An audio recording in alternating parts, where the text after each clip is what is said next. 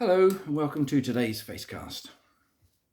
Is it your experience in life that some people you meet are whingers and whiners and moaners?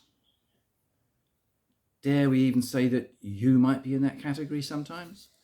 Do you have a good whinge or a moan or a whine or a complain about something? We all tend to do it from time to time if we're feeling low or something's got us down or life has happened in a way we didn't want it to. But some people seem to make a habit of it, don't they? They're always complaining or whinging or whining or moaning about something or other. And that's not the way to live. That's not honouring to God. That's not making the most of our life, is it? Yet we do it too easily, too assuredly. And we're not supposed to, because God's word tells us. Here is a letter that was written by St. Paul to the church in Philippi, the Philippians. And in it, he's again writing about how to live their lives in a right way that honours God. Therefore, my dear friends, as you have always obeyed, not only in my presence, but now much more my absence, continue to work out your salvation with fear and trembling. So he's encouraging them to continue to live the right life and do it with a certain degree of apprehension, because it's difficult to get it right.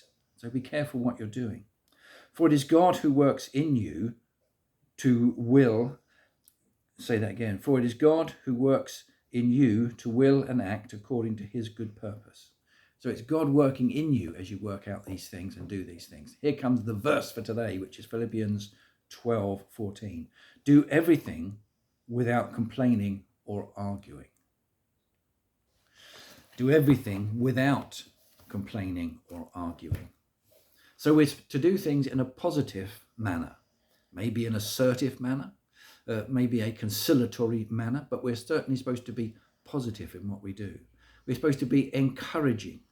It's much more important that we encourage one another than criticize one another. Encouragement breeds hope and well-being and success. Criticism brings discouragement. So we're supposed to be working out our lives with a certain degree of concern, anxiety even, because it's important, but we know we've got God's help to do it. And we're supposed to be doing things without complaining or arguing or whinging or moaning, because none of those things honour God, and they don't do us any good either.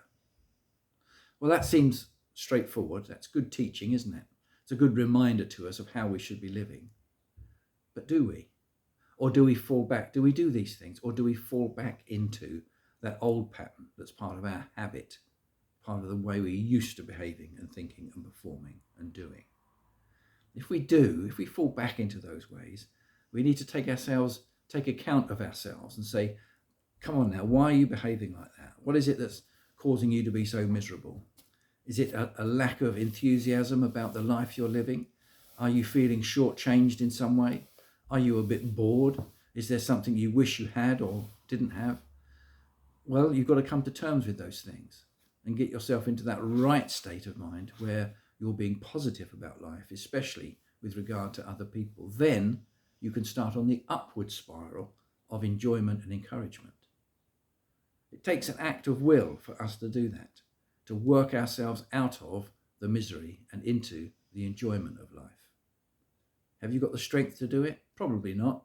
That's why you need God's help. Ask him to help you with that and see what happens. Take care now. See you soon.